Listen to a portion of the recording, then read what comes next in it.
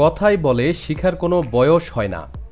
তবে এবার কথায় নয়, কাজে করে দেখালেন ভারতের আলাপ্পা জাহানের বাসিন্দা কাতুয়ানি আম্মা।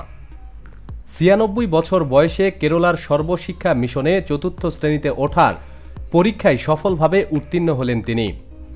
জানা গেছে, আকসার লাকসম প্রকল্পের অন্তর্গত এই সর্বশিক্ষা মিশনে কাতুয়ানি আম্মাই সবচেয়ে প্রবীণ পড়ুয়া। শুধু তাই নয়, পড়ার পরীক্ষায় একেবারে পূর্ণ নাম্বার পেয়ে রীতিমতো নজির গড়েছেন তিনি।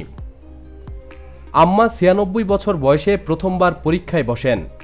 ৪৫ জন প্রবীণ পরীক্ষার্থীর মধ্যে কাতুয়ানি আম্মা ছিলেন প্রবীণতম। মোট ১০০ নম্বরের পরীক্ষায় ৩০ নম্বর ছিল পড়ার জন্য, ৪০ নম্বর মালয়ালম ভাষা শিখার জন্য ও ৩০ নম্বর গণিতের জন্য। লিখিত পরীক্ষার ফলাফল এখনও প্রকাশিত না হলেও আম্মা আশা করছেন এবারও তিনি সফল হবেন। তবে এত কিছুর মধ্যে আম্মা যেন একটু হলেও অখুশি। রীতিমতো ক্লাসের প্রথম বালিকার সুরে বলছেন, এই প্রশ্নপত্রের জন্য এত কিছু পড়ার দরকার ছিল না। এই পরীক্ষার জন্য ৬ মাস আগে থেকে মালয়ালম ও অঙ্ক পড়তেন। অন্যান্য প্রবীণ পড়ুয়াদের সাথে তিনি নিয়মিত অভ্যাস করতেন।